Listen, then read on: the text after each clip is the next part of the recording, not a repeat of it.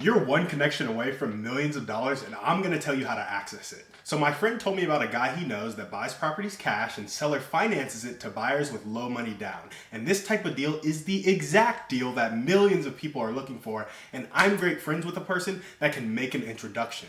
So the question is, how many people in your network can make a connection that will benefit you?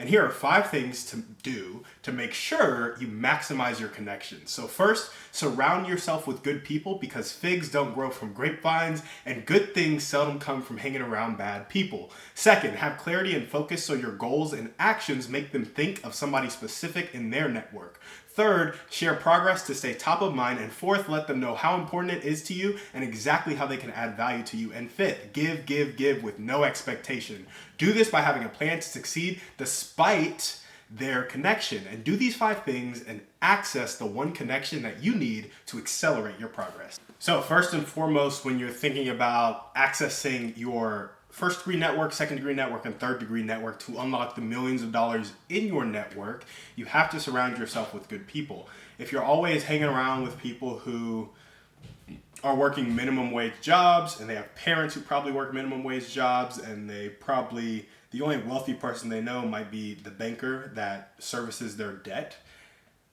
If you're surrounding yourself with people like that, it's going to be real hard to tap into connections of people who have $400,000 sitting in home equity, $200,000 sitting in their IRA, or $50,000 to $150,000 sitting in an investment account that they're getting 4 to 5% on, but they want to deploy to accelerate their wealth building.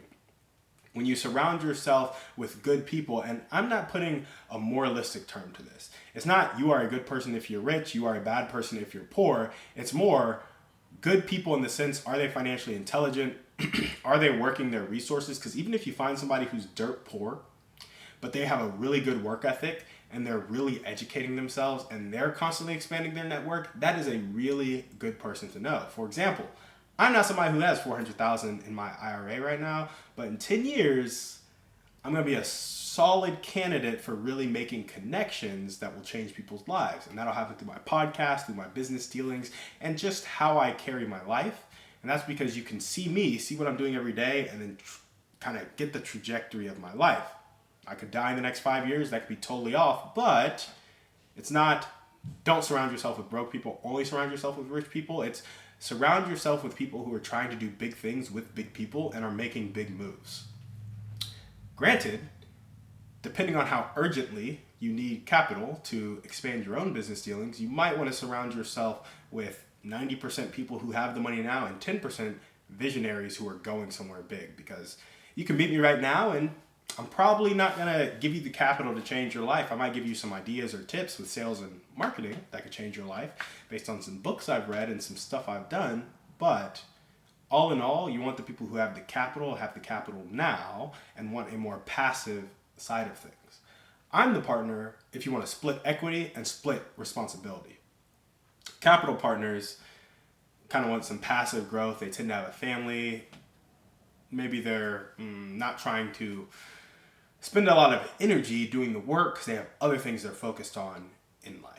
So surround yourself with good people, and by good people, I mean people who are financially intelligent and who are doing big things. And when you surround yourself with those people, you need to know how to communicate with them.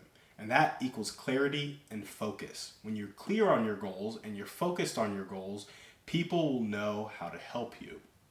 For example, if I wasn't clear about acquiring real estate and then clear about how I need to acquire that real estate and then what type of real estate I need to acquire and what I was going to do with it, it would have been hard for one of my friends to think about the fact that, hey, they have somebody in their network that they can connect me to, and we can start to work that connection if stuff is trending well in my life. So by being clear on the fact that I want to buy real estate, I want to do sober living, I know how the cash flow works, and I have a plan to get there despite connections, it allows me and the people around me to be extremely clear on how they can help me. And that is financing for properties.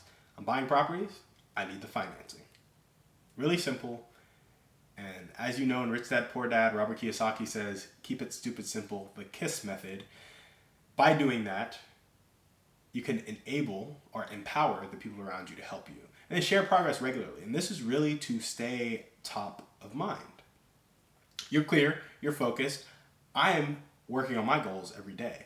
But the people around me hear about my goals once a week if they see me once a week. But if they see me once a week and I don't talk about what I'm doing in my life, they might hear about it once a month, once a quarter, once a year. And if that's the case, say I tell them about my goals in June, but they meet the person that would be a good connection for me in November. Who's to say they're going to remember in that 5 months' time? But if I'm meeting with them weekly and I'm giving them progress updates and like, hey, this is what's going on in my life, this is what happened, this is how I'm growing, this is my plan to keep growing, and I'm really trying to hit that cash flow number, and this is how I'm growing my cash flow, this is what I need right now to grow, that clarity and that focus allows you to stay top of mind. And when you stay top of mind and they meet somebody that week that can help you, they're like, ooh, let me add value to my friend's life. So when you share your progress regularly, you can stay top of mind and people are up to date on how to help you.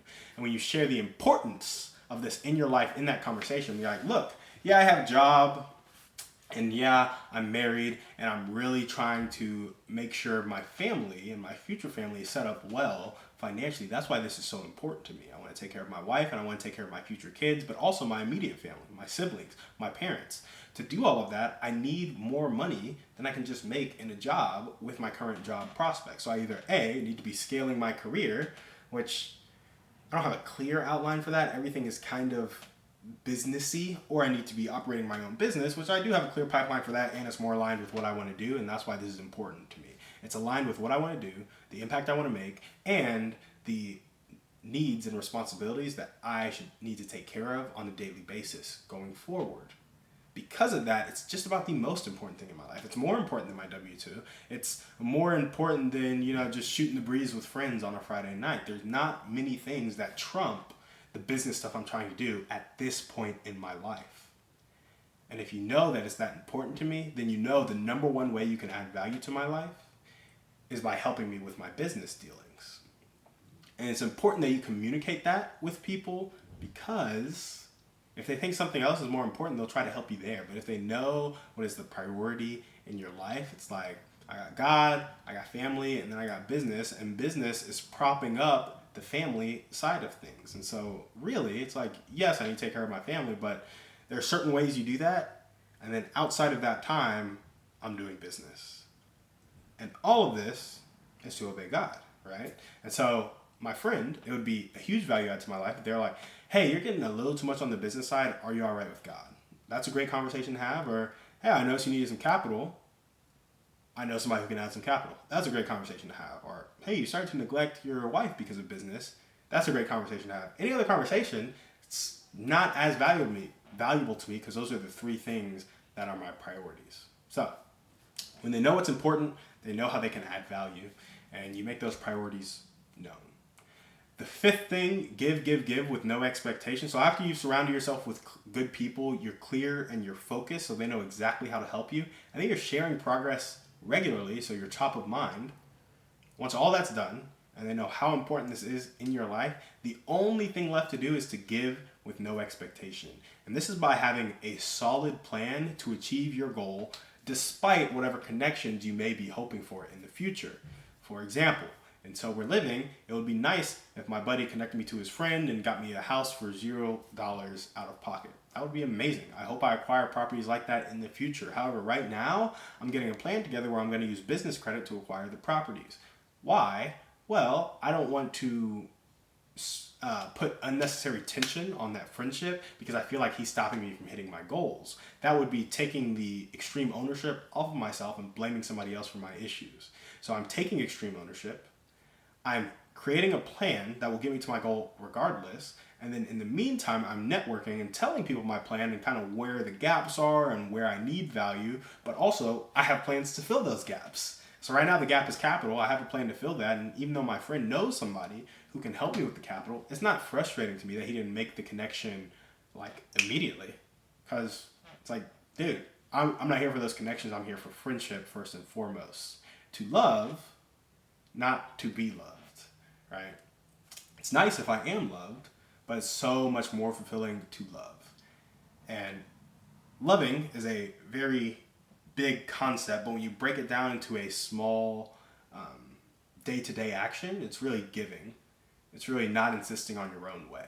And so showing up for people with no expectation. And the way you keep that no expectation possible, the way you keep it in your life, is by taking full ownership over the results that you want. Because you're expecting people to fulfill something in your life, some gap in your life. When you take extreme ownership for that gap, or you bring it to God, it's easier not to expect stuff from people. When you're not taking full ownership, you're expecting something from people, they let you down, and then you're frustrated. When you do take full ownership, you're not let down, you're able to show up in a way where you can love first, not insist on your own way, because you already have a plan for that, you're already taking care of there, or you're trusting God with it, which is the preferable method. So yeah, that's kind of the 5 ways to make sure you're expanding your network and tapping into each connection that can accelerate you towards your goal. Again, you surround yourself with good people, be clear and focused so that people know how they can help you. Share your progress regularly, communicate how much of a priority it is to you, and then once all that's done, give with no expectation. And you do that by taking extreme ownership, filling the gaps in your own life so that you can show up for other people. That's what we got for you guys today on the show. Thank you so much for watching. We will see you on the next one. And remember, we are a community of people judged not by our wealth, but by our impact.